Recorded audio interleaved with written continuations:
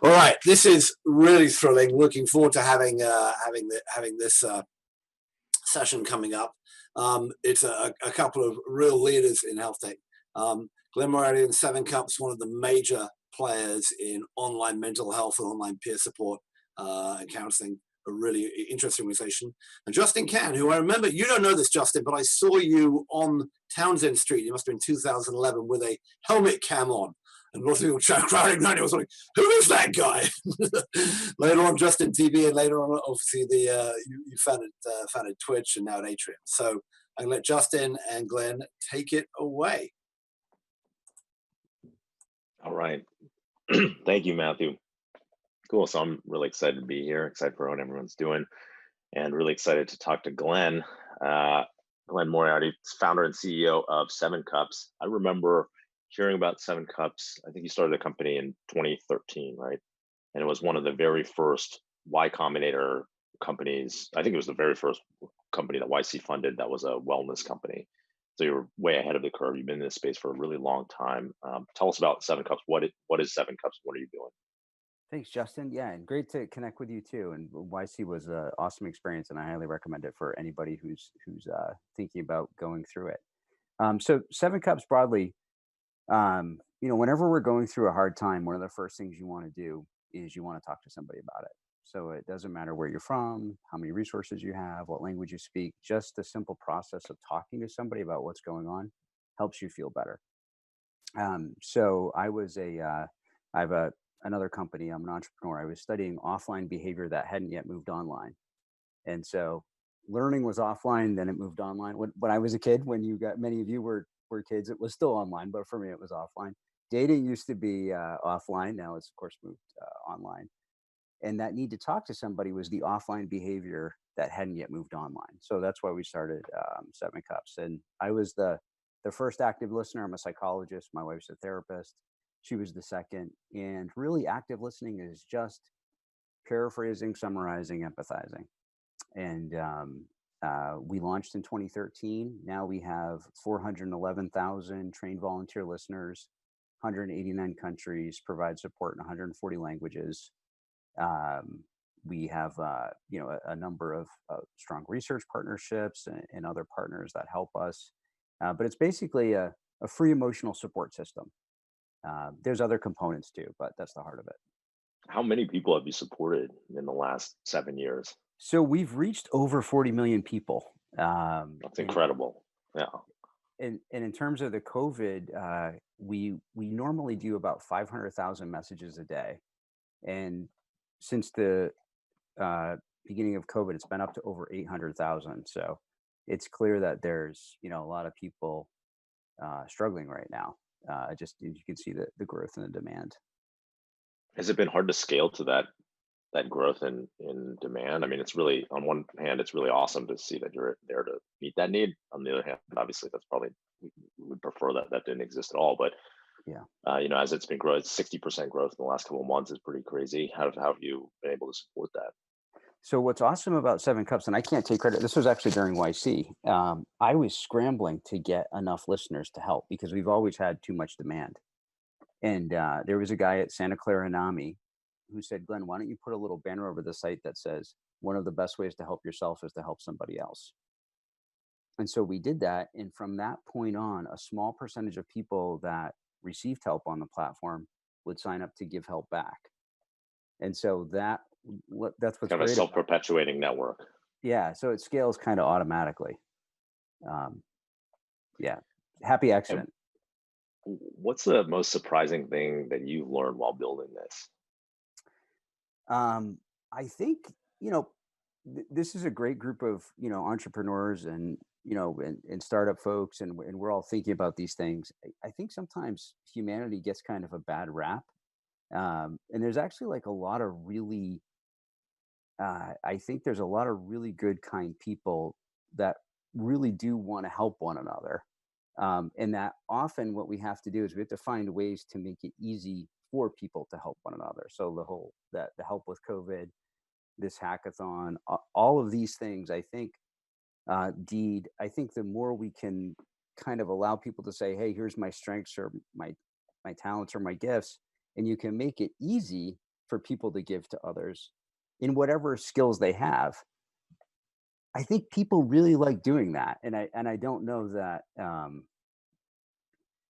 people fully appreciate what a beautiful thing that is and how real it is. That's super interesting to me because I've been thinking a lot about that specifically, actually, that the systems that we build, the application systems and the way our, social networks and how they're structured really affects like the activity and behaviors that play out on them. And as someone who's, a progenitor or like creator of one of the big ones, Twitch, there's a certain amount of types of interactions that happen because of the structure of the system and the type of behavior that, or the type of content that, is created in the very beginning. And I've been thinking about that a lot because, I'm very interested in wellness space. That's what I primarily care about. And I've been working on a social wellness app just as a hobby with some friends of mine as a way to try to create a different system to promote people having conversation around, their positive, healthy habits and mental well-being. Really with the hypothesis that if you kind of change the structure of it and, change the structure of a social network, it's basically, kind of a chat app with a habit tracker, then you will change the behavior that you see on the system and help people kind of reinforce like something positive, right, in the world. So that's pretty cool that, that you've seen that as well. It's very inspiring. Yeah, I want to see what you're doing and learn more and connect on that. But your point is exactly right. Like the internet or apps is just a medium. So a book is a medium, a film is a medium, whether it be an app or a site, it's just a medium. So we can structure it really however we want. Obviously you need to work with people and listen to all the product, listen to your users and iterate, Yeah. but there's a lot of flexibility there. Yeah. Okay, so one thing I also wanted to talk to you about was, I know you guys are innovating on the innovation model itself, and that's something that we briefly talked about. So can you tell us what Seven Cups is doing there? Sure. Yeah. So from our perspective, there's a really good new book out called How Innovation Works. It's by Matt Ridley, but it's basically like, hey, this innovations, significant innovations take like 15 years, which is a long, long time, obviously, in our kind of, shrunken time frame now. And he talks about Edison and how Edison had, these hundreds of scientists, thousands of materials, and there's this basic formula of, you need luck, you need talented folks, and you need experiments. And then if you cycle through that enough, you kind of learn and innovate across different things. So from a startup perspective, if the only way you can innovate is through hiring folks at scale, then you're always going to have to basically drive after revenue, right?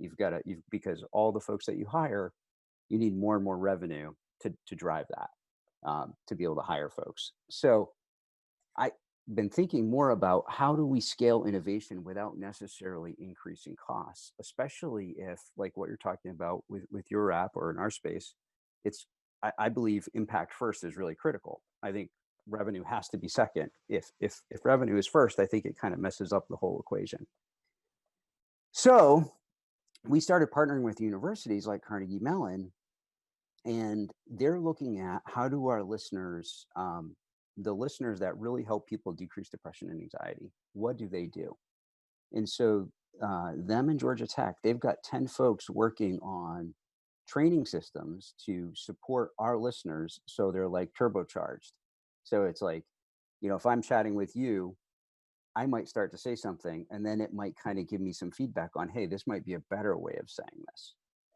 And so I think there's huge opportunity for startups, other organizations to partner with university labs, universities, to help them get the data that they need to learn what they need to learn for publication purposes, for promotion purposes, but also for startups to really learn and better serve the communities that they care for, especially in this kind of new world where we're entering, where I think there's going to be much more demand and unfortunately more suffering. But if we're going to scale innovation, I think we need to find ways to do it that are not necessarily tied to capital. Right. So in this case, that you're bringing something the university wants, which is the data, and you're receiving, I guess, their hard work. They're like kind of human capital in kind of doing some of these innovation projects. Does it work for a specific kind of project best?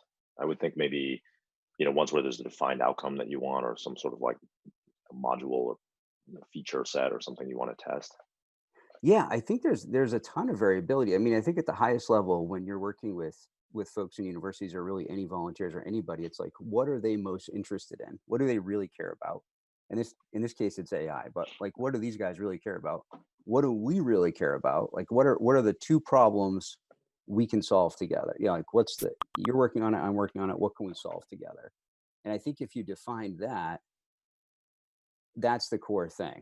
Then everybody is happy and aligned, and learning. And even if you don't figure it out, which a lot of times, like most innovation, you really never figure it out, but at least you're contributing something, to the body of knowledge, to other people, so that it can be figured out, eventually. I think we're running up on time at about 15 minutes. So maybe I'll just end with like, what do you think people could be focusing on in this hackathon? Like, what are some opportunities for people to innovate out there to help with the crisis that's going on right now? I really think that core thing of that famous Venn diagram of the three circles, where it's like what you're interested in, what you're good at, and what solves a problem that any of these groups are working for, or that we're working on. If you can just identify, hey, this is what I'm good at, these are my strengths, this helps solve a problem, and it's interesting to me, then just find that slot, whether it be through Deed or somewhere else, and then you can start contributing. um, Thank you, Justin. I appreciate the time. Absolutely. Um, or we can keep going if I don't know. We can keep going. If we're not getting yanked off the stage. I mean, we could talk about this stuff all day. Do you want to share more about what? Oh, sorry. I think Jonathan's here. Sorry. Oh, no, you guys are welcome to continue. Yeah. I was gonna Okay. say, Justin, do you want to share more about what you're thinking in terms of the app you're working on? Oh yeah. So I've been working on this app. We haven't announced it really or anything, but I've been working on this app with one of my brothers, and a friend of mine, like two friends of mine. That's a kind of a wellness app.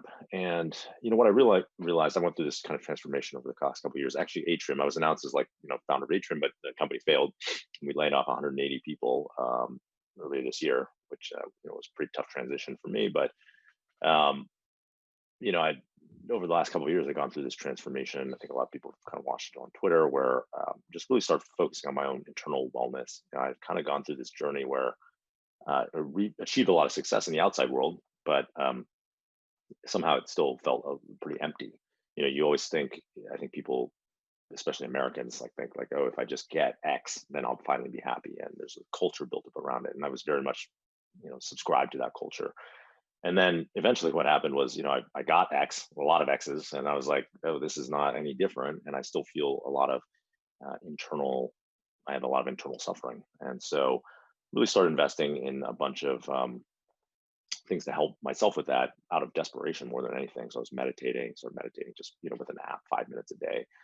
So started meditating every day, really focused on my own fitness and diet, my own health and diet. And I found those things to be very transformational in my own life. And so one of the things that really helped me, and the reason why I'm so active on Twitter talking about this stuff, is it really helps me to create my own identity around wellness and to put it out there as almost like a social proof, right? Like I'm saying, Yeah. hey, I'm the type of person. I quit drinking about a couple months ago, and I was a huge drinker before. And so when I said, hey, Congrats. I'm not a drinker, thank you, and I put that out there, I'm never going to drink again.